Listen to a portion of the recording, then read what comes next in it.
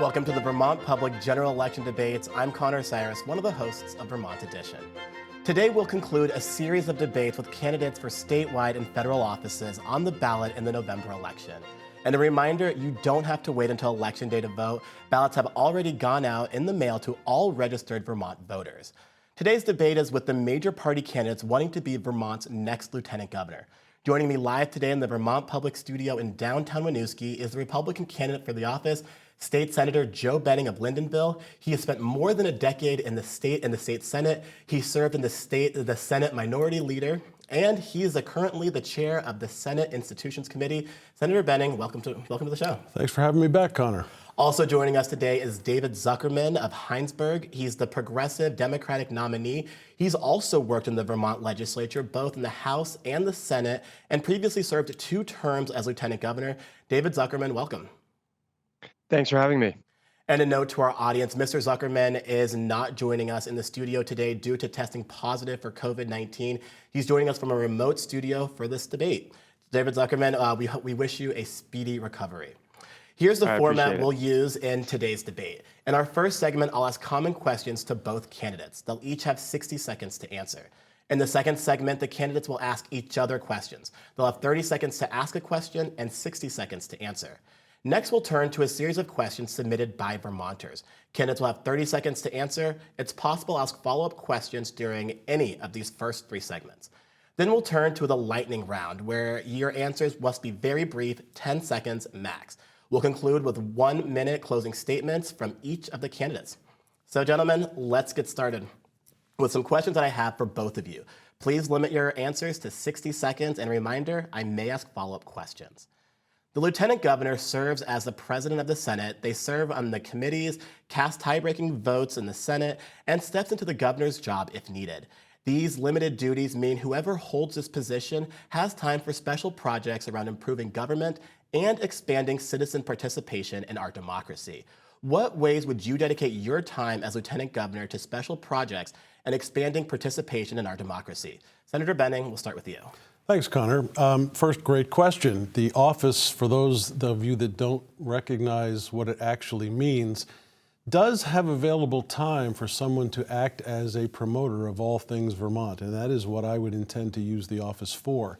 I've stressed the importance of having that door always open to people who are looking to get answers to questions from their government. And one of the things that I bring to the table is I've been doing just that for the past 12 years in my own Senate position. But as lieutenant governor, it kind of ups the ante, if you will, on how you can respond to folks who are constituents coming in and asking basic questions. I know all the players from the past 12 straight years. I know how to introduce those players to the folks who are coming in the door asking questions. And I also have worked very well with the administration of the Scott government and have the ability to know who to talk to and introduce those folks coming in the door to in order to get answers to their questions. Now, the role of the lieutenant governor, and some would say is mostly ceremonial, but your influence can have a big role. So this question is about leadership. Can you name a time that you've given advice to the governor or the legislature that has made an impact for Vermonters? Many a time. I have worked with the governor most recently on a project that is now being completed as we speak with respect to the Lamoille Valley Rail Trail. That is a proposal that he initially gave to the legislature, and working to keep the money for completing that trail project was coming through my Senate Institutions Committee. We have spoken often on that subject and many others, but I'll use that as the classic example. If you travel Route 15 right now, you'll actually see the work we've been doing together. David Zuckerman, if you're the next lieutenant governor, how are you going to use your time to expand participation in our democracy, and what special projects do you choose to do? Well, thank you, Connor and VPR, for the debate. I have a long track record, both as a legislator and as lieutenant governor, of traveling the state, meeting with people where they are in their living rooms, church basements, coffee shops, town gazebos, schools, really helping inform people how to be more empowered in the process and in the system. Many folks don't realize that a handful of phone calls can often make a big difference in a legislator's position on an issue when that key vote is coming up. It's also important to recognize that as Vermonters across the state, on what you care about or your profession, You probably know more about it than 99% of the legislators. We each have our own experience and our own expertise. You are a resource for your legislator. And I've worked telling people that across the state, working with people to welcome them into the state house. My office has always been open. I had a coffee shop, a coffee hour once a week as well. I did a newsletter across the state to over 20,000 Vermonters. I look forward to doing that again to really help embolden Vermonters to influence the process when sometimes Montpelier is not carrying out what they want done. Now, David Zuckerman, you served 2 terms as lieutenant governor under Phil Scott, and you've said that you didn't have a close working relationship with him, and you were notably absent from his COVID-19 response. If Governor Scott is reelected, how would you improve your working relationship with him? Well, I would happily work with the governor on many of these issues. When COVID first started, I reached out and said, would you like me to stand behind you as you make these announcements to show the unity that we have across all parties for the importance of COVID and how we were all going to handle it as a state together? The administration said, no, thank you. When we first got elected in 2016, he also did not follow in the footsteps of Governor Shumlin, inviting the lieutenant governor to be a part of the cabinet. That was a choice he made, but again, if we get elected this time, I'm going to I will interrupt you. happily work with him on any I'm going to issue. give you 15 seconds to answer. How are you going to improve your relationship with the governor so you can be a part and have an influential role to help Vermonters? Sure. I think the way to do that is, as I did before, I'll reach out to the governor with ideas that I think we can work on together, both for government efficiency and to help Vermonters in their place, as well as work with Vermonters to influence the process. Let's now turn to climate change. About a third of Vermont's greenhouse gas emissions comes from fuels we use to heat our homes and other buildings. A bipartisan group of lawmakers passed a bill last session to address these emissions. It was called the Clean Heat Standard, but it was vetoed by Governor Phil Scott. The governor said it put too much power in the hands of the state's Public Utilities Commission, designed and implemented regulations for fuels like kerosene, propane, and fuel oils. If elected, what would you do to broker a compromise between the governor and the legislature on this issue? Mr. Zuckerman, we're going to start with you. Well, certainly I would work with legislative leaders as well as experts in these fields and the governor, have conversations with any and all of them to look for areas of compromise, or if we get more folks in the House and Senate, particularly the House, I think it failed by 1 vote in the House, then hopefully we can move forward with these climate crisis mitigation efforts that are also job creating for Vermonters. I think that's sort of the lost piece of the conversation, tackling the climate crisis, taking on our high fuel bills, working to weatherize people's homes are all job creation opportunities as well as climate mitigation. We can do better in Vermont than having no progress because of an impasse. And I'll work hard with those conversations with folks to make sure we do move forward. My daughter is 16. I see the angst in young people today, as well as people of all ages, with the lack of attention to the climate crisis. We have to bring the two together, job possibilities and mitigating the climate crisis as best we can. Mr. Zuckerman, about 16% of Vermont's greenhouse gas emissions comes from agriculture. What would you suggest the state does to reduce those emissions? Well, actually, across the country and around the globe, one of the best carbon dioxide mitigating things to do is to grow cover crops and do what's called carbon sequestration. On my own farm, we grow many acres of cover crops before and after the other crops we're growing. I think the state can do more to work with farmers, and actually farmers have made a lot of progress on growing more cover crops, not only to hold soil in place to reduce runoff, but also to sequester carbon and build organic matter in their soil. Across the country, carbon sequestration in agriculture may be the #1 method to reduce carbon dioxide in our atmosphere. Senator Benning, same question. What would you do to broker compromise between the governor and the legislature when it comes to reducing Vermont's greenhouse gas emissions? Connor, in answering this question, I just want to point out that this is the classic example of an attempt to do one thing coming into clash with an attempt to do something else. The governor has been very clear throughout his entire governancy that there is an affordability crisis in this state. The concern on the governor's part is, I think, twofold. One is that you have a group of unelected citizens actually making terms for those of us who are on the street every day, and having to respond to that group of unelected citizens in a way. I'll give a for instance. If I pull up to the gas pump and it's now costing me $7 a gallon instead of whatever today's rate is, That's an affordability crisis situation, and the governor has been deeply concerned about that all along. How do you broker a compromise? Well, you deal with people on both sides of the equation by getting them into a room and having a simple conversation like you and I are having now. Compromises can be reached, but right now he vetoed that bill for, I believe, the same reason he's always been concerned about our affordability crisis. And just to be clear, you were talking about the Public Utilities Commission having, that was what you were trying to say? Yes, they are unelected officials. Okay. And then Senator Benning, Vermont is unlikely to meet its legally required emissions reductions by 2030, according to a recent climate report from the nonprofit Energy Action Network. There are also national and international goals Vermonters and Americans are aiming for. Do you think reducing emissions is an issue a small state like Vermont should address, or should reducing emissions be left to the federal government? I've always contended that that issue is a federal government conversation.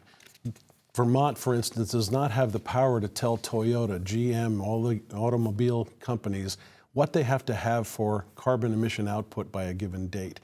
Our transportation fleet, our home heating oils, are all critical to every Vermonter. Whatever they pay on each day they pull up to the pump or they have somebody come and fill the tank, that is a conversation that we just cannot have at the state level. We can get to resilience for all Vermonters, and that's something I think we can support and be a consensus builder on. I want to move on. Nearly 42% of Vermont's population is at least 50 years old, and Vermont is one of the oldest states in the country. This is a problem when it comes to Vermont's workforce. We aren't able to attract or keep enough young workers. What do you think are the proper steps to fix it? Senator Benning, we'll start with you. I was going to just pause to note, yes, I'm definitely over 50. The problem as I see it is Vermont needs a mouthpiece. Vermont needs to have somebody promoting Vermont's brand, Vermont's people, Vermont's work ethic, the actual green hills and silver waters that we all enjoy. How do you get that message out across the country in a way that people are accepting Vermont might actually be a great place to live, work, and play? I would see the office of Lieutenant Governor as being a place that I could do that very easily by transporting myself around the country or the world if necessary to promote the Vermont brand. I think that's what attracts young people to this state. I used an earlier example of the Lamoille Valley Rail Trail. Those kinds of recreational facilities and the economic advantages that they bring also attract people who are interested in not just participating in the trail system, but developing a business model that they can actually pull a profit from that very trail system. I'm curious, do you really think it's that simple to get a younger workforce is just better promotion? No, I think that every state in the union is facing this same question.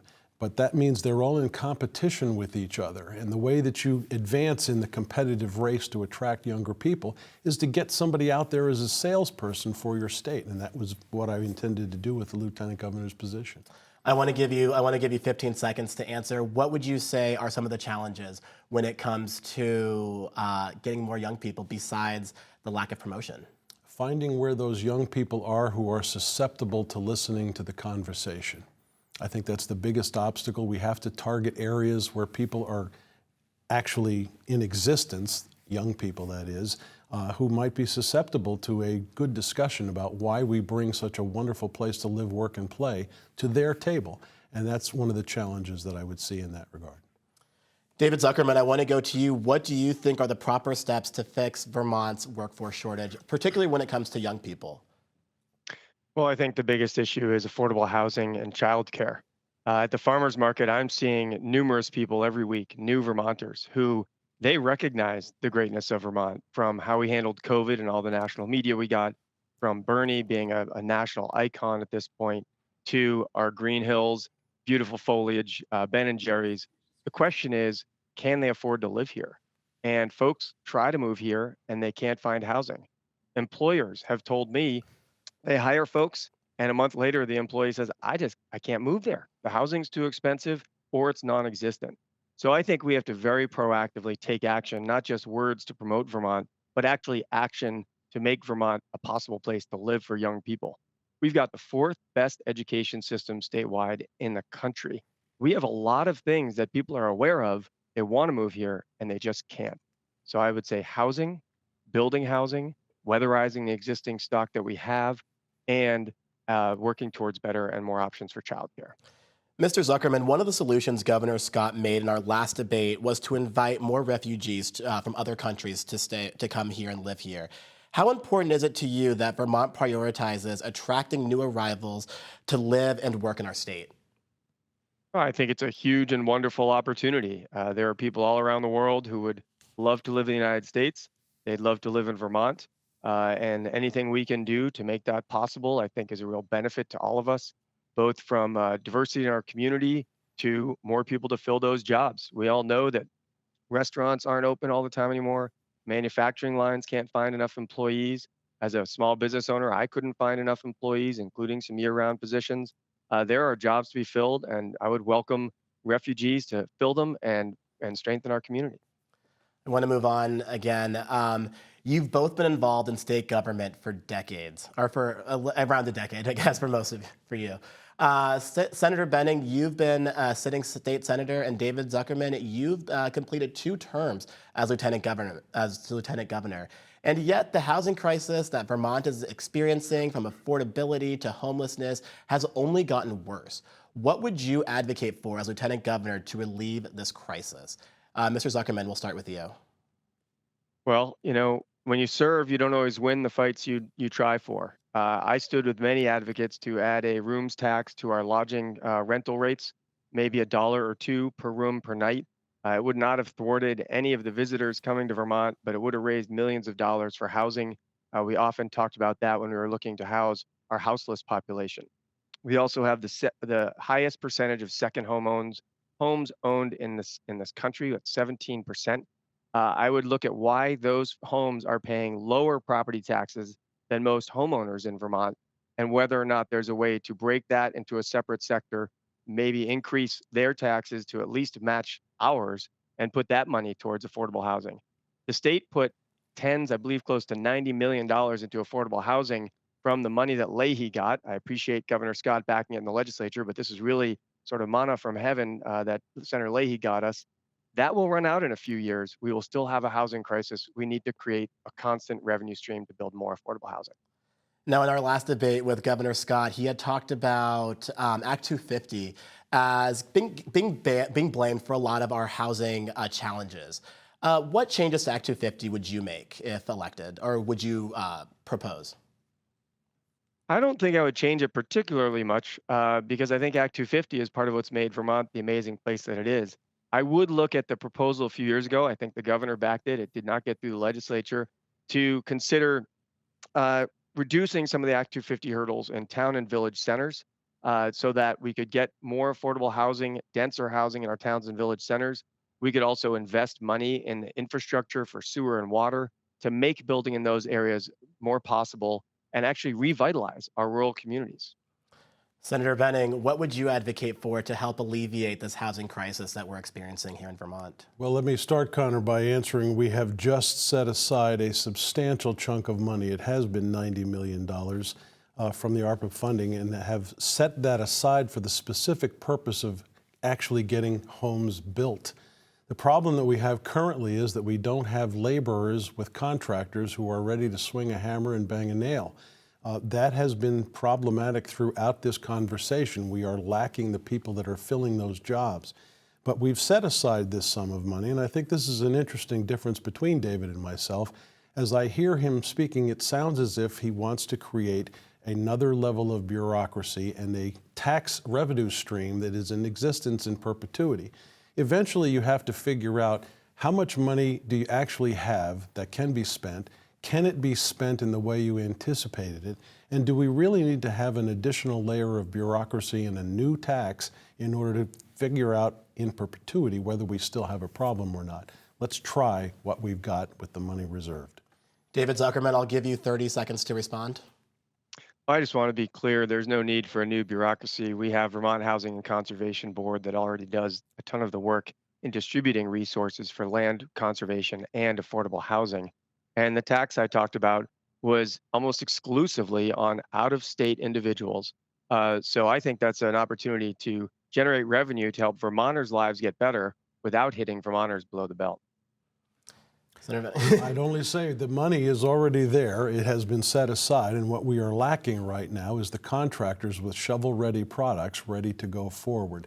We have actually started the process. There have been three very recent, I'll call them ribbon-cutting ceremonies, one in Lamoille County, one in Rutland County, one in Franklin County. The projects that are there, the estate development is there. We just have to have the contractors ready to go forward with shovel-ready projects. Let's move Joe on. thinks I there's want enough you. after that, and then what happens? We're going to move on. I want you both to weigh in on an issue of state spending. There's a job in Vermont state government that has very few responsibilities. It's mostly ceremonial. The job costs taxpayers more than $75,000 a year on this position, and the budget for this position has more than $250,000. Several of the states have already done away with this job and put it in responsibilities in other legislatures and other legislative leaders. I'm talking, of course, about the office of the lieutenant governor. Would you support shifting the lieutenant governor's duties to senior House or senior Senate leadership to save the state money and abolish the office altogether? Senator Benning, I'll start with you. I think the first problem that you face is you would have to have a constitutional amendment that changes the way our constitutional system is set up. I think that the founders of this state did a very good thing in establishing the government that we now have. It's never been a problem that I am aware of that the lieutenant governor's position is somehow in the way or overly expensive or anything like that. In fact, I think the position is very complementary in being a conduit between constituents coming to the State House, for instance, and trying to get contact with the right legislators who are in the know about how to resolve their problem, as well as being a conduit with the governor's administrative team, because those are the people who actually bring immediate solutions to immediate problems that Vermonters have. So I don't see any reason right now at this point to change it. In fact, I think I would like to be able to use the office to advance everything about Vermont in such a way that it's never been done before. And hopefully that comes out in the end being very worth it for Vermonters. Now, Senator Benning, the state constitution lays out a limited role for the lieutenant governor. What legislative or executive duties would you support being put on the lieutenant governor to justify the cost to taxpayers? I don't think that there are any legislative duties that the lieutenant governor should have. I think the position is there in sort of a neutral capacity for that very reason. We're not supposed to get embroiled in actual legislative proposals. At the closest point we come to any kind of a dispute is to break a tie if there is one. But I don't believe that I would be anxious to change anything about the current system because I think it's served us well for 200 plus years. David Zuckerman, should we abolish the office of the lieutenant governor? Well, I think my opponent and I are in relative agreement here. I do not think so. The lieutenant governor is in a position both to be prepared to be governor if something were to happen and the governor were to become incapacitated. I think it's really important to have an individual specified for that. But also in terms of the duties of the Senate leadership and the House leadership, if you talk to either the Speaker or the President pro tem, their plate is quite full. The issues that they have to address and the coordination of both the bodies and the individuals in their bodies with the limited resources they have, literally one staff person each, I think it would be a bit much to move this role into those bodies. The lieutenant governor has an incredible opportunity to work with Vermonters, to be that conduit, as was spoken of. I have a long track record of doing that. I had numerous people around the state reach out to me during the 2 years I was lieutenant governor, and our office got those answers from different levels of bureaucracy to get them solutions to their challenges and their problems on a daily basis. And I think that's an important role where the legislators are too busy to do it and the leadership and the cabinet is dealing with big picture issues. I'm going to ask you the same question. The state constitution lays out a limited role for the lieutenant governor. What legislative or executive duties would you support being put on the lieutenant governor to justify its cost to taxpayers? Well, I think it's important to recognize the cost of being about $250,000. That's the lieutenant governor, the chief of staff, the office rental, and supplies. That's about it. But when you take that out of a $6 to $8 billion budget, I don't think that is going to change the equation on other things. As far as extra duties, I think part of that is about that potential relationship with the governor and the lieutenant governor. But each lieutenant governor, as I did, forges a path and finds a way to make sure that people's voices can be included and actually elevate those issues, which is what I did for 2 years. That concludes the first segment of this debate. When we come back, the candidates will have an opportunity to ask each other questions. I'm Connor Cyrus, and this is a debate with the candidates for Vermont's Lieutenant Governor on Vermont Public. Made Here Films bring you the important thoughts, ideas, and issues of the region every week. Films made by and about your neighbors. This week on Made Here, With Dad, a short film that tracks the work of an American photographer and his father's struggle with Alzheimer's disease.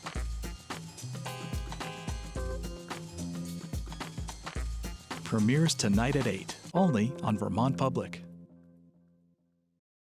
Since 1982, Vermont This Week has been a trusted source for local news and information. And the big challenge for our farmers is that there's no match between supply and demand. How many jobs are these programs creating? What does it mean for working families in our state? Vermont's top journalists dig into the big stories each week, discussing the important issues shaping our state and the impact they have on your community. Watch live Fridays at 7:30 or stream anytime.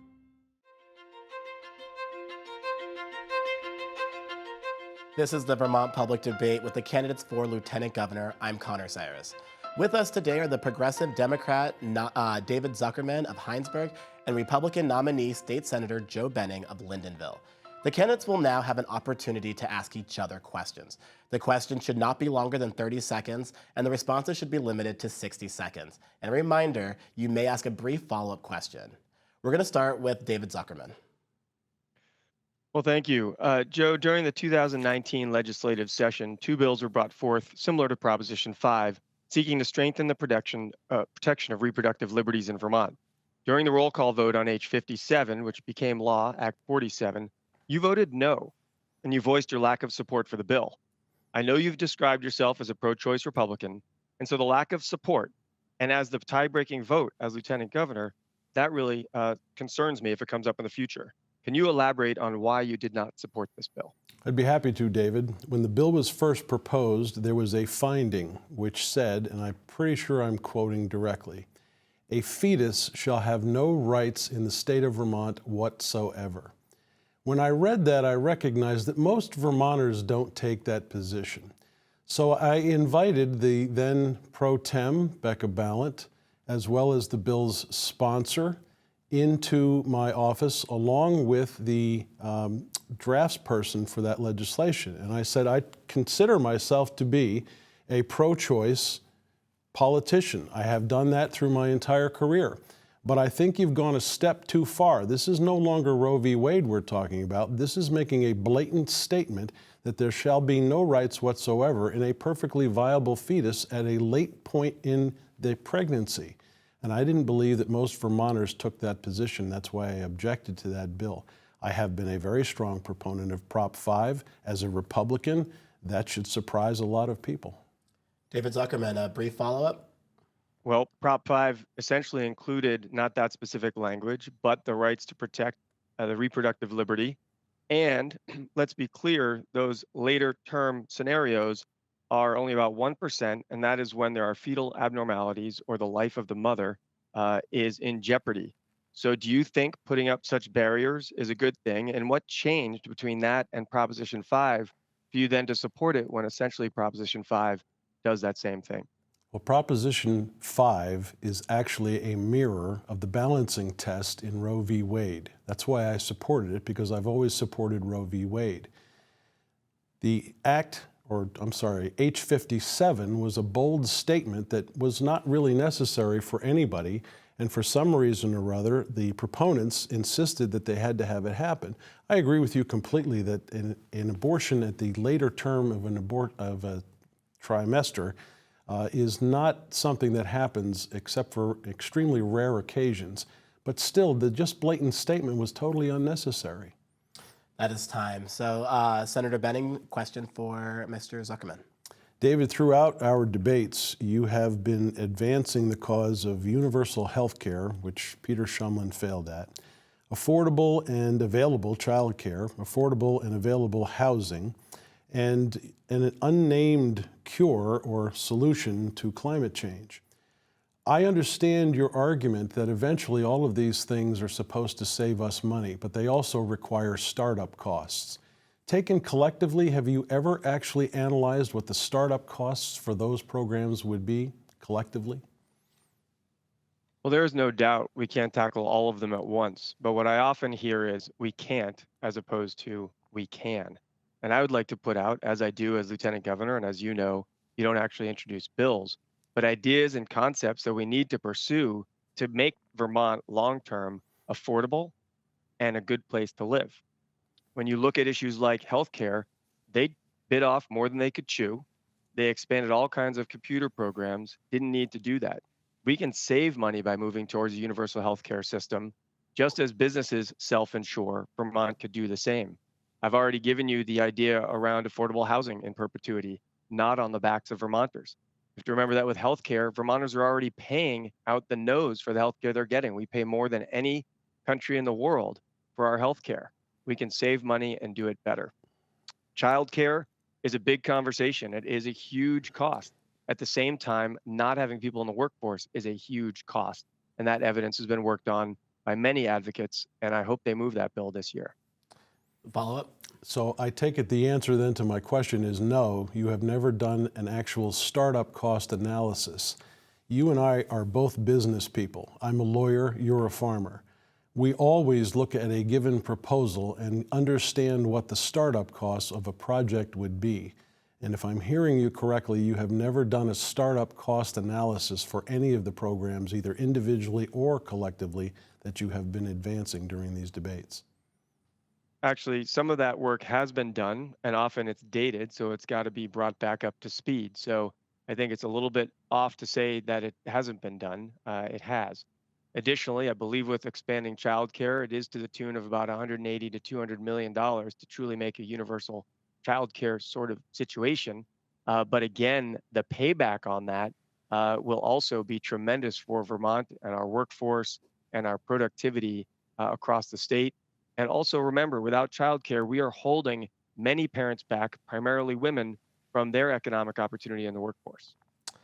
Mr. Zuckerman, your chance to ask Senator Benning another question. Joe, throughout this campaign, you've spoken about how wonderful Vermont is, and I agree. We've both moved here and ended up staying here because of how in love with Vermont we are. But you haven't talked much about your voting record. You voted against raising the minimum wage, against restricting firearms in hospitals, against banning corporate contributions, against the law to protect reproductive choice, as we mentioned before, against rental housing and health and safety standards, against the Global Warming Solutions Act, and many other bills.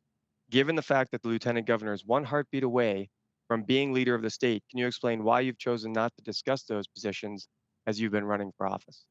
I've actually discussed every one of those provisions every time they have come up on the Senate floor as to why I might be opposed to any one of them. And I think I'm in sync with the current Governor, Phil Scott, who's endorsed me in this race, who has taken a similar position, because each of those things that you have mentioned have either run afoul of the Constitution as we understand it, or have been too expensive for the state to try to take on. Now, that might leave the impression that somehow we're against everything, but as responsible legislators who are stewards of the people's money, we do have a responsibility to make sure whenever we try to bite off, we can actually chew and not choke on. Throughout my legislative career, I have endeavored to look at the Constitution, which you and I are both sworn to protect, and analyze that document with respect to any given proposal at any point in time. So while we could get into a discussion about the nuances of each of those proposals, I think it's very unfair of you to paint me as somebody who simply says no. Zuckerman, do you have a brief follow-up? Well, I just expressed the votes you made. How you explain them is up to you, and how people interpret it is up to them. But restricting firearms in hospitals, I suspect you would argue, is maybe not allowed by the Constitution. On the other hand, the courts have upheld various limited restrictions for public safety, and why not move those to see where the courts determine that when we're looking at the potential risk to healthcare workers and others in hospitals in a place that really folks don't need to have firearms. Was there a question there? Well, yeah, why not look into that and explore passing that, as opposed to saying no before you even let the courts look at it to determine it? The answer to that is we did look at it. I examined the evidence of what the problem was. We didn't have any evidence of a problem.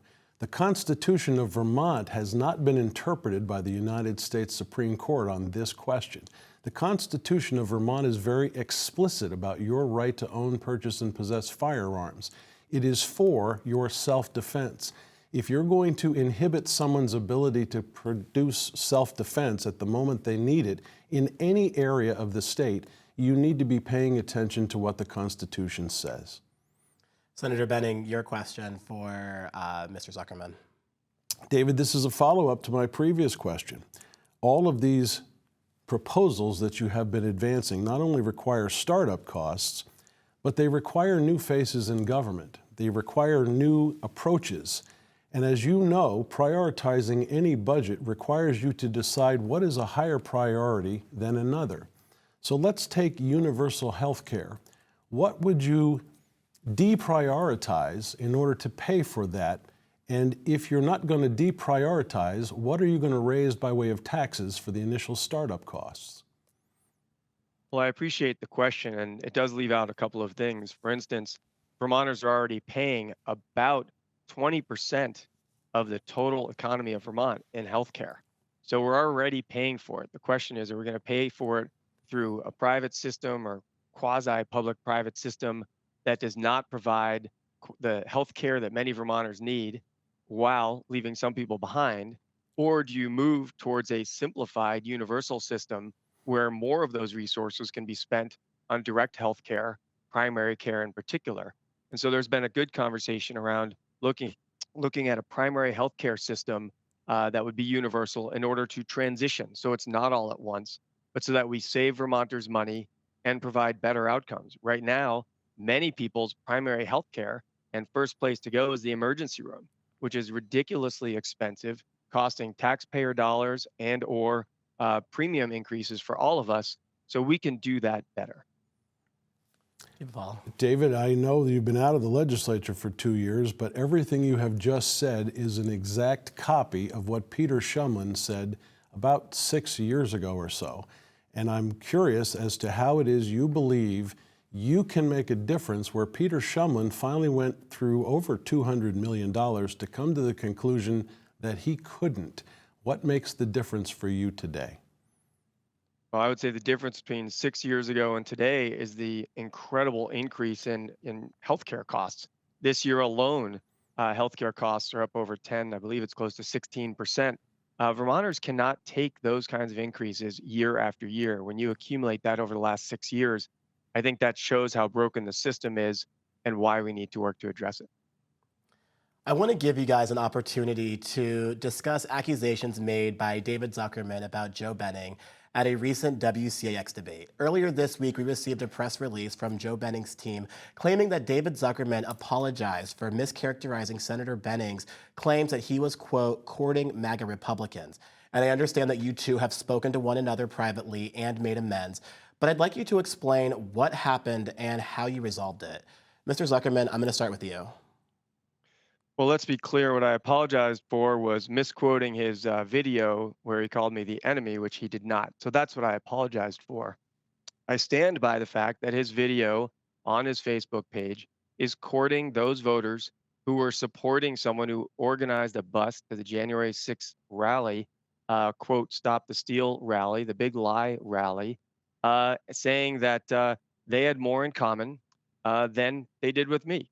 And I would argue that, in fact, we have more in common, I believe, with respect to healthcare, with respect to many issues Joe and I have worked together on. But he has made it clear that he is courting those that want to challenge the results of the presidential election, which, if we think about the foundation of our democracy and our foundation of our economy, we have none of that if we can start to have near coups happening or takeovers of our capital. So that was a direct video he put out saying he has more in common with those folks. I stand by that. I apologize for saying that he called me the enemy. He did not call me the enemy. Senator Benning. Well, David, I want to be clear about exactly what happened, because when you made that statement on the air, the rules of our debate prevented me from asking you a follow-up. We went immediately to commercial, and I turned to you and I said, I have no recollection of ever producing a video or saying that about you. I'm going to comb everything I've ever had for a video and find out exactly what you're talking about. I appreciate that you apologized for the enemy contention, but I was approaching a universal group of Republicans saying, Republicans have a common set of core values.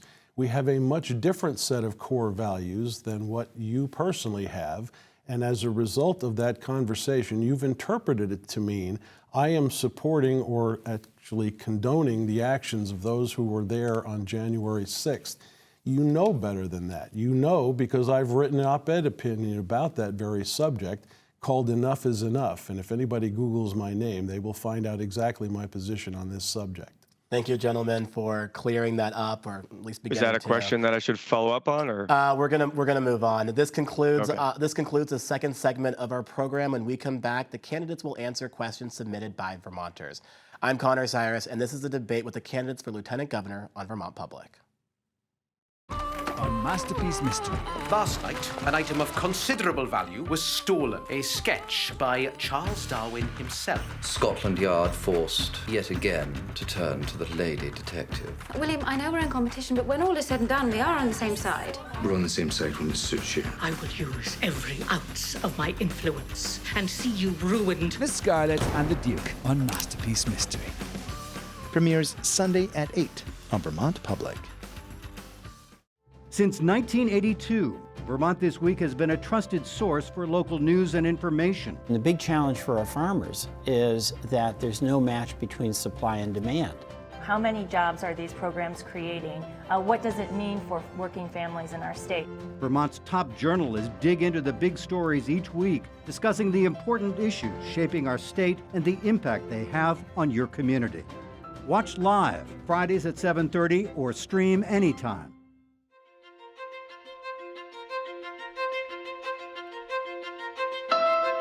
Welcome back to the Vermont Public Debates for Lieutenant Governor. I'm Connor Cyrus.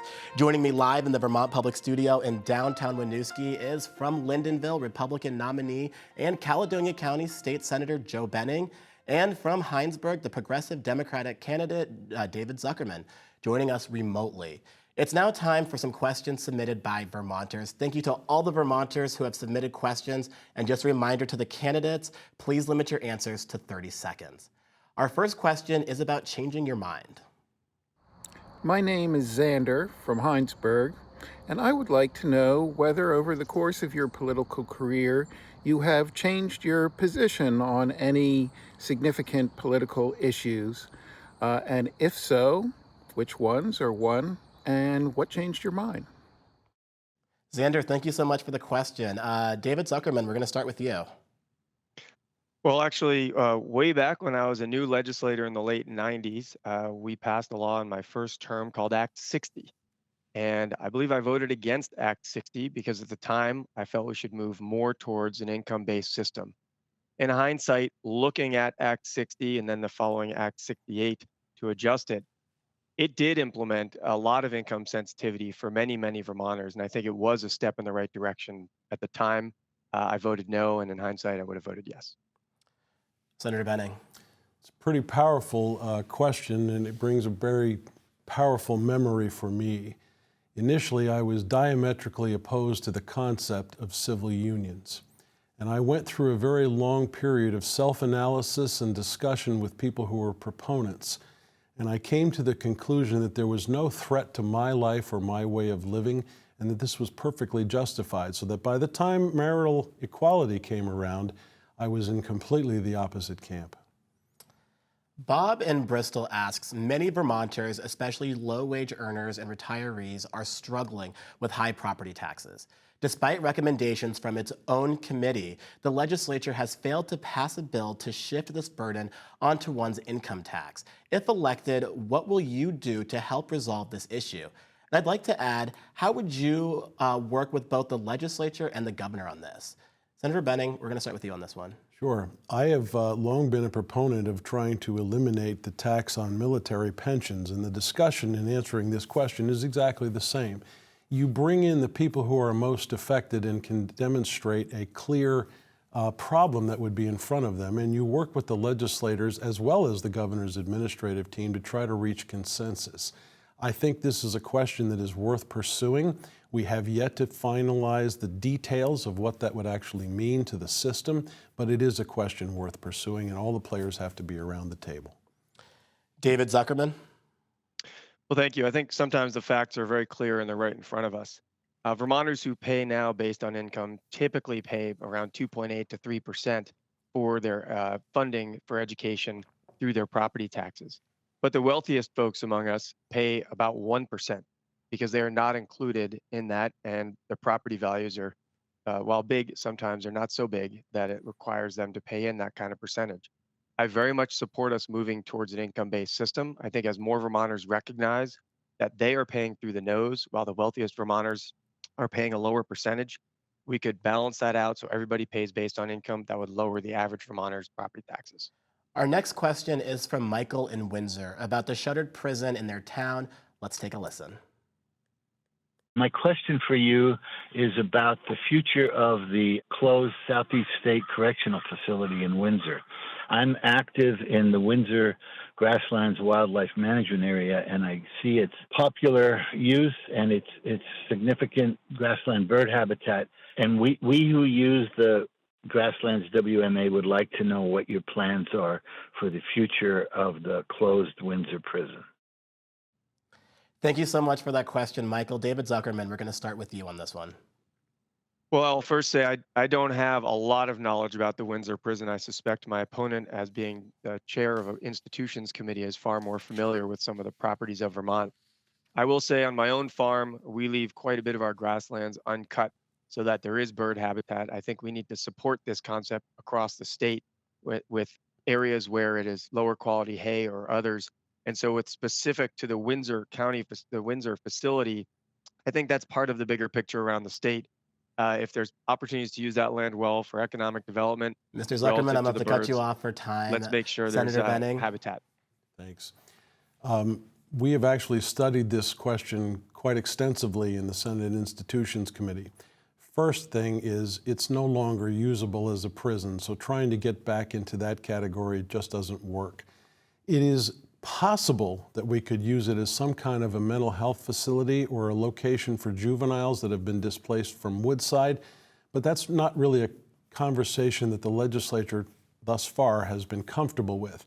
At the end of the day, I really think it belongs in the hands of the folks in Windsor to decide what they want to do with that piece of property. I think I'd prefer to see them making that decision. We now have time for a brief lightning round before the end of this debate. Candidates, please keep your answers to 10 seconds or less. First question, what sets Vermont apart from other states? Senator Benning. This is the best state in the country to live, work, and play. David Zuckerman. Location, beauty, sense of community, and how we look out for each other. It's the people and the land combined.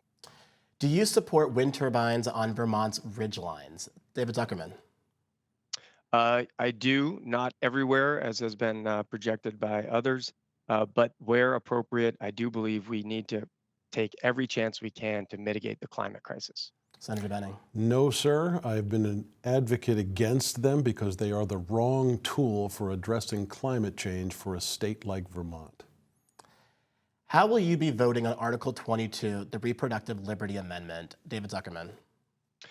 I'll be voting yes enthusiastically. I've been helping put up signs across the state, helping inform people about some of the issues that folks are hearing that are incorrect, and I support Article 22.